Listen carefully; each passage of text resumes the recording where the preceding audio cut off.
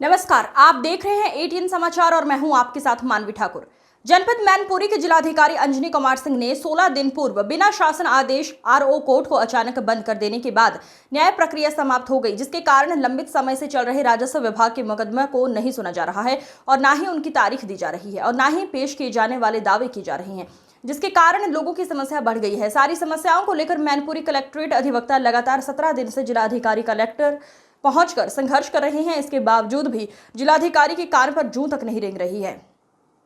आज 17वें दिन bar association संगठन के अधिवक्ताओं ने एकजुट होकर जिला कलेक्टर पर पहुंचकर जिला अधिकारी कार्यालय का घेराव करते हुए जिला अधिकारी के विरोध में मुरादाबाद के नारेबाजी करते हुए जमकर विरोध किया। तो वहीं मांगों को लेकर जिलाधिकारी को एक ज्ञापन भी सौंपा है और चेतावनी दी है कि जब तक उनकी मांगे पूरी नहीं की जाएंगी तब तक हड़ताल और अनशन जारी रहेगा। इस संबंध में क्या कहते हुए दिखाई दिए अधिवक्ता, देखिए रिपोर्ट। सर, आज लगातार 17 दिनों से आप धरना प्रदर्शन कर रहे हैं और लगातार अपनी मांगों को लेकर कार्यालय का घेराव कर रहे हैं, लेकिन फिर भी अधिकारी की गारंटी नहीं रही है, आपकी मांगों को पूरा नहीं कर रही है। क्या पूरा मामला है और क्यों कर रही है? देखिए, आज 17वां नहीं 18वां दिन है हमारे आंदोलन और 18 दिन के बाद भी आज दिन तक जिलाधिकारी महोदय के माध्यम से एक भी ऐसा हम लोगों को सूचना नहीं दी गई है कि आप आइए हमसे वार्ता करिए और हम आपकी समस्या का समाधान किस प्रकार से कराएंगे। हम लोगों ने अपनी तरीके से जिलाधिकारी को यह बताने का प्रयास किया कि इस हड़ताल से बादकारियों का बहुत नुकसान हो रहा है।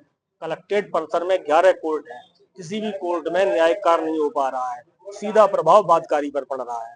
अगर बादकारी पर प्रभाव पड़ रहा है तो इसके लिए जिम्मेदार जिला प्रशासन भी है, जिलाधिकारी भी है। मैंने जिलाधिकारी महोदय को एक बात और बताई थी कि शासन की मंशा ये है कि पब्लिक को, जनता को, बादकारियों को न्याय अतिशीघ्र मिले, न्याय निकट मिले और सुलभ हो। इस तथ्य को भी मैंने उन्हें बताया था कि आपने जिस प्रकार से आरोप कोर्ट बंद कर दिया है, इससे शासन की उस मंशा को विराम लग जाएगा या उस मंशा को पलीता लग जाएगा जिसमें यह चाहा गया था कि बादकारी को जल्दी से जल्दी न्याय मिले। तो जिस तरह से जो संविधान की प्रति अधिवक्ता लड़ते हैं कानून व्यवस्था को लेकर, तो क्या इसमें भी कोई असर पड़ रहा है? हाँ, नहीं, न्याय नहीं मिल पा रहा है। जब 18 दिन हो गए हैं, कोर्ट कोई चल नहीं पा रहा है, तो इसके लिए जिलाधिकारी को सबसे पहले आगे बढ़ के आना चाहिए था और कहना चाहिए था कि आज 18 दिन से कोर्ट बंद है, न्याय कार्य नहीं हो पा रहा है और हम आपकी समस्या का समाधान करके न्यायिक प्रक्रिया को शुरू कराना चाहते हैं। हमारी तरफ से लगातार प्रस्ताव जा रहे हैं जिलाधिकारी महोदय के लिए कि आप हमसे वार्ता करिए, हमारी बात को समझिए और अगर आपके मन में किसी प्रकार का कोई किसी ने गुमराह किया है और कोई गलतफहमी तो हम उसको दूर कर देंगे। कुल मिला के उनकी समस्या आरओ कोर्ट को लेके है। आरओ कोर्ट का मतलब है, मैं आपको बता देता हूँ, आपके माध्यम से जानकारी देना चाहता हूँ जिलाधिकारी महोदय को कि आरओ कोर्ट सिर्फ आरओ कोर्ट नहीं है। आरओ कोर्ट सहायक कलेक्टर का भी कोर्ट है और सहायक कलेक्टर को ही धारा 116 के मुकदमे सुनने का अधिकार दिया गया है राजस्व संहिता में। अब जो अलग अलग सेक्शन है उनका इंटरप्रिटेशन अपने अपने तरीके से किया जाता है। जब धारा 117 में लिखा हुआ है स्पष्ट प्रोविजन 117 वन में के धारा 116 के मुकदमे सहायक कलेक्टर द्वारा निर्णित किए जाएंगे, तो जिलाधिकारी महोदय द्वारा धारा 206 का उल्लेख करते हुए और राजस्व संहिता की अनुसूची 3 का उल्लेख करते हुए यह कहा जा रहा है कि इन मुकदमों को जिलाधिकारी कोर्ट में दायर कर दिया जाए।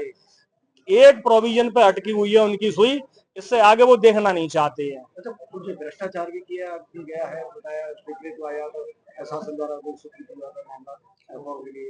नहीं, वो डिफरेंट ही चीजें हैं, वो अलग चीजें हैं। वकीलों के आंदोलन से उस चीज का कोई मतलब नहीं है।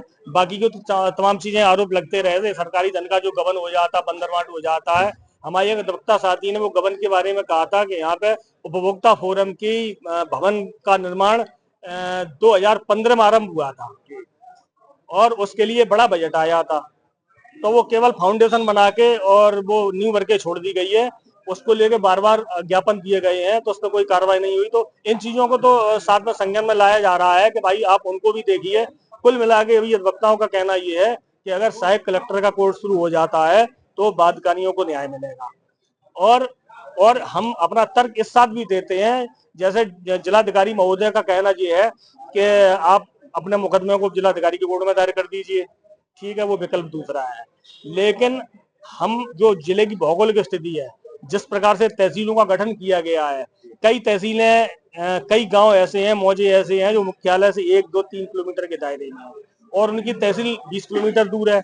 तो जो 2 किलोमीटर दूर आके मुख्यालय पे सहायक कलेक्टर की कोर्ट में अपना परवाह दायर कर सकता है, उस आदमी को दूर तक जाना पड़ेगा। तो ये सुविधा आज की नहीं है। टेनेंसी एक्ट में भी इस कोर्ट का उल्लेख किया गया था।